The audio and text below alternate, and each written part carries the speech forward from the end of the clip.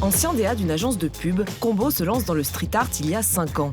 Depuis, il tapisse les murs du monde entier de ses collages, mêlant détournement d'images, pop culture et militantisme. Il y a 10 jours, alors qu'il fait un collage à Paris, 4 hommes lui demandent de l'effacer. Il refuse et se fait violemment tabasser. En cause, un tag du mot « coexiste », mêlant croissant musulman, étoile de David et croix chrétienne.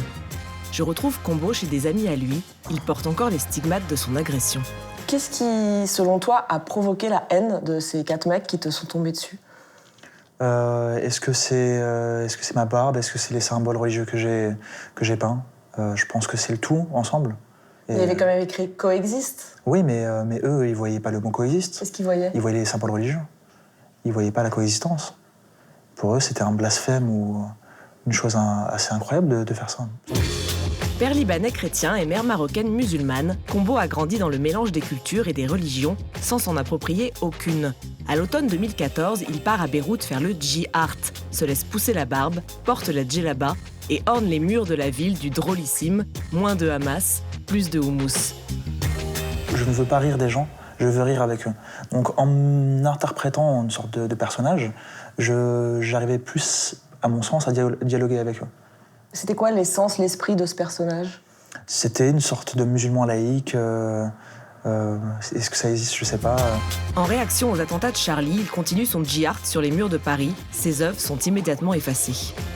Le fait que tes collages aient été effacés aussi vite, est-ce que c'était déjà comme ça avant ou est-ce que c'est nouveau? Non, c'est assez nouveau. Avant, ça dépendait, ça pouvait rester 2 ans, 3 ans. Et maintenant, dès qu'on parle sur certains sujets, tout de suite c'est effacé, et surtout celui-ci. Ça a duré quoi, 2 jours, 3 jours? Alors que d'habitude, ça prenait des mois. Donc on voit bien que c'est gênant. Suite à son agression, Jack Lang, directeur de l'Institut du monde arabe, lui propose de venir faire un grand collage sur les vitres du musée. Il a redessiné ce logo, créé à l'origine par l'artiste polonais Piotr Miodoszeny. Monsieur Jack Lang m'a envoyé un texto ce matin, donc ça fait rigolo. Pour quelqu'un qui fait du collage sauvage, être invité en personne par Jack Lang, ça fait quoi? C'est très étrange. J'ai un peu du mal à y croire, c'est assez bizarre. Mais bon, on va voir. C'est cette fois-ci un bon message, donc je suis assez content.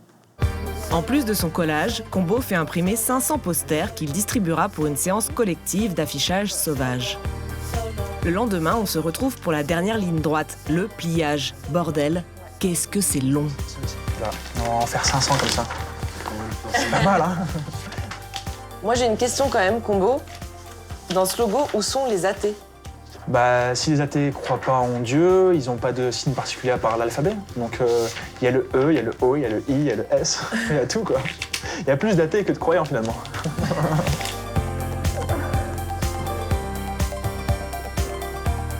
Une trentaine de journalistes sont venus immortaliser le moment. Plus que jamais, le vivre ensemble se doit d'exister médiatiquement. On va commencer, je pense. On va coller? Oui, on va coller. Allez. Ça y est, c'est parti. Allez. Merci.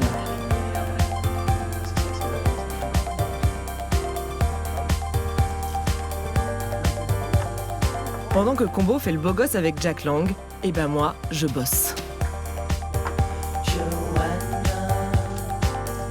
Vas-y. Rapproche.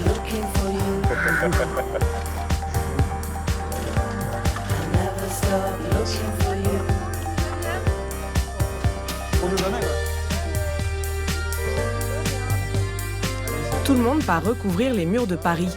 Nous, on va à Montmartre, là où Combo a fait ses derniers collages. Bon, c'est pas grave, on va le refaire. Ouais, on va le refaire. Allez.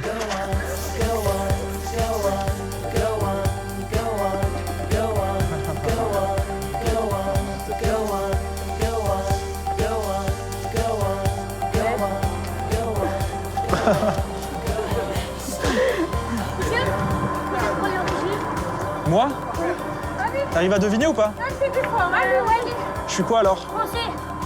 C'est top ça. Merci. C'est beau, hein?